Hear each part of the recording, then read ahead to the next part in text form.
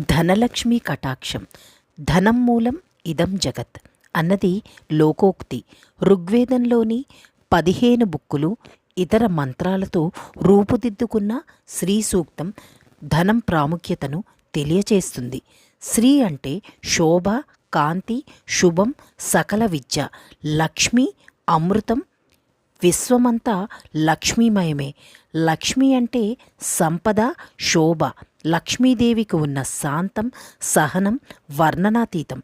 అందుకే సృష్టిలోని ఆదిశక్తికి, ఉనికికి ప్రతిబింబంగా ఉన్న శ్రీ సూక్తం శ్రీ మహాలక్ష్మీదేవికి ప్రతిబింబంగా మారింది. ధనలక్ష్మిని ప్రసన్నం చేసుకోవాలి అంటే మనస్సును నిర్మలంగా ఉంచుకోవాలి. మనిషి శుచిగా ఉండాలి.